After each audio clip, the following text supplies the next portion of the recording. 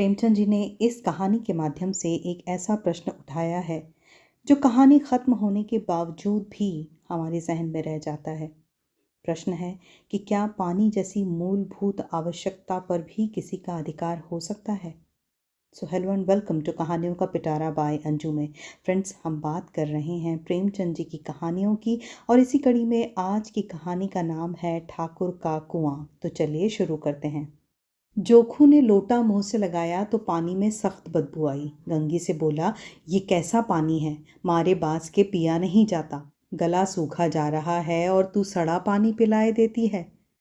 गंगी प्रतिदिन शाम पानी भर लाया करती थी। कुआं दूर था, बार बार जाना मुश्किल था। कल वह पानी लाई तो उसमें बू बिल्कुल नहीं थी। आज पानी में बदबू कैसी?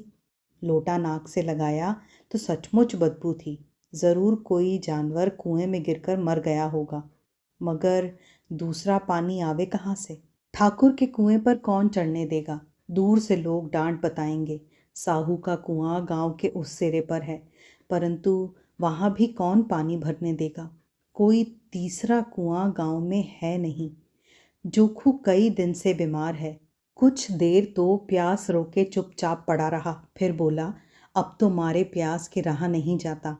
ला, थोड़ा पानी नाक बंद करके पी लूं। गंगी ने पानी न दिया। खराब पानी पीने से बीमारी बढ़ जाएगी इतना जानती थी, परंतु यह न जानती थी कि पानी को उबाल देने से उसकी खराबी जाती रहेगी। बोली, यह पानी कैसे पियोगे? न जाने कौन जानवर मरा है। कुएं से मैं दूसरा पानी लाए देती हूँ। जोखू ने आश्चर्य से उसकी ओर देखा। पानी कहाँ से लाएंगे? ठाकुर और साहू के 2 कुएं तो हैं, क्या एक लोटा पानी भी भरने न देंगे? हाथ पांव तुड़वा आएगी और कुछ न होगा, बैठ चुपके से। ब्रह्म देवता आशीर्वाद देंगे, ठाकुर लाठी मारेंगे, साहू जी 1 के 5 लेंगे। गरीबों का दर्द कौन समझता है? हम तो मर भी जाते हैं तो कोई द्वार पर झांकने नहीं आता। कंधा देना तो बड़ी बात है, ऐसे लोग कुएं से पानी भरने देंगे? इन शब्दों में कड़वा सत्य था। गंगी क्या जवाब देती, किंतु उसने वह बदबूदार पानी पीने को न दिया। रात के 9 बजे थे। थके मांदे मजदूर तो सो चुके थे। ठाकुर के दरवाजे पर 10-5 बेफिक्रे जमा थे। मैदानी बहादुरी का तो अब न जमाना रहा है न मौका। कानूनी बहादुरी की बातें हो रही थी। कितनी होशियारी से ठाकुर ने थानेदार को एक खास मुकदमे में रिश्वत दी और साफ निकल गए। कितनी अक्लमंदी से एक मार्के के मुकदमे की नकल ले आए। नाजिर और मोहतमीम सभी कहते थे कि नकल नहीं मिल सकती। कोई 50 मांगता, कोई 100। यहाँ बेपैसे कौड़ी नकल उड़ा दी। काम करने के ढंग चाहिए। इसी समय गंगी कुएं से पानी लेने पहुंची। कुप्पी की धुंधली रोशनी कुएं पर आ रही थी। गंगी जगत की आड़ में बैठी मौके का इंतजार करने लगी। इस कुएं का पानी सारा गांव पीता है, किसी के लिए रोका नहीं। सिर्फ ये बदनसीब नहीं भर सकते। गंगी का विद्रोही दिल रिवाजी पाबंदियों और मजबूरियों पर चोटें करने लगा। हम क्यों नीच हैं और ये लोग क्यों ऊंच हैं? इसलिए कि ये लोग गले में तागा डाल लेते हैं। यहाँ तो जितने हैं एक से एक छंटे हैं। चोरी ये करें, जाल फरेब ये करें, झूठे मुकदमे ये करें। अभी इस ठाकुर ने तो उस दिन बेचारे गडरिये की भेड़ चुरा ली थी और बाद में मार कर खा गया। इन्हीं पंडितों के घर में तो 12 मास जुआ होता है। यही साहू जी तो घी में तेल मिलाकर बेचते हैं। काम करा लेते हैं, मजदूरी देते नानी मरती है। किस किस बात में हमसे ऊंचे हैं? हम गली गली चिल्लाते नहीं कि हम ऊंचे हैं, हम ऊंचे हैं। कभी गांव में आ जाती हूँ तो रस भरी आंखों से देखने लगते हैं, जैसे सबकी छाती पर सांप लौटने लगता है। परंतु घमंड यह कि हम ऊंचे हैं। कुएं पर किसी के आने की आहट हुई। गंगी की छाती धक धक करने लगी। कहीं देख ले तो गजब हो जाए, एक लात भी तो नीचे ना पड़े। उसने घड़ा और रस्सी उठा ली और झुककर चलती हुई एक वृक्ष के अंधेरे साये में जा खड़ी हुई। कब इन लोगों को दया आती है किसी पर? बेचारे महंगू को इतना मारा कि महीनों लहू थूकता रहा, इसलिए तो कि उसने बेगार न दी थी। इस पर ये लोग ऊंचे बनते हैं। कुएं पर स्त्रियां पानी भरने आई थी। इनमें बात हो रही थी।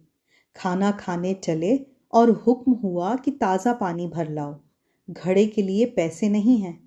हम लोगों को आराम से बैठे देखकर जैसे मर्दों को जलन होती है। हाँ, यह तो न हुआ कि कलसिया उठाकर भर लाते, बस हुक्म चला दिया कि ताजा पानी लाओ, जैसे हम लौंडिया ही तो हैं। लौंडिया नहीं तो और क्या हो तुम, रोटी कपड़ा नहीं पाती, 10-5 रुपए भी छीन झपट ले ही लेती हो। और लौंडिया कैसी होती हैं? मत लजाओ दीदी, छिन भर आराम करने को जी तरस कर रह जाता है। इतना काम किसी दूसरे के घर कर देती तो इससे कहीं अधिक आराम से रहती। ऊपर से वह एहसान मानता, यहाँ काम करते करते मर जाओ, पर किसी का मुंह सीधा ही नहीं होता। दोनों पानी भरकर चली गईं तो गंगी वृक्ष की छाया से निकली और कुएं की जगत के पास आई। बेफिक्रे चले गए थे। ठाकुर भी दरवाजा बंद कर अंदर आंगन में सोने जा रहे थे।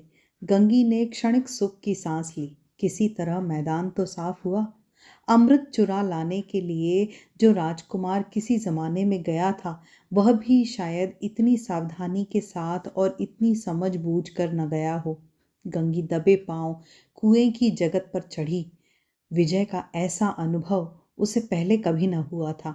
उसने रस्सी का फंदा घड़े में डाला, दाएं बाएं चौकन्नी दृष्टि से देखा, जैसे कोई सिपाही रात को शत्रु के किले में सुराख कर रहा हो। अगर इस समय वह पकड़ ली गई तो फिर उसके लिए माफी या रियायत की रत्ती भर उम्मीद नहीं। अंत में देवताओं को याद करके उसने कलेजा मजबूत किया और घड़ा कुएं में डाल दिया। घड़े ने पानी में गोता लगाया, बहुत ही आहिस्ता, जरा भी आवाज न हुई। गंगी ने 2-4 हाथ जल्दी जल्दी मारे, घड़ा कुएं के मुंह तक आ पहुंचा। कोई बड़ा शहजोर पहलवान भी इतनी तेजी से न खींच सकता था। गंगी झुकी कि घड़े को पकड़कर जगत पर रखे कि एकाएक ठाकुर साहब का दरवाजा खुल गया। शेर का मुंह भी इससे अधिक भयानक न होगा। गंगी के हाथ से रस्सी छूट गई। रस्सी के साथ घड़ा धड़ाम से पानी में गिरा और कई क्षण तक पानी में हिलकोरे की आवाजें सुनाई देती रही। ठाकुर, कौन है, कौन है, पुकारते हुए कुएं की तरफ आ रहे थे और गंगी जगत से कूद कर भागी जा रही थी। घर पहुंचकर देखा कि जोखू लोटा मुंह से लगाए वही मैला गंदा पानी पी रहा है।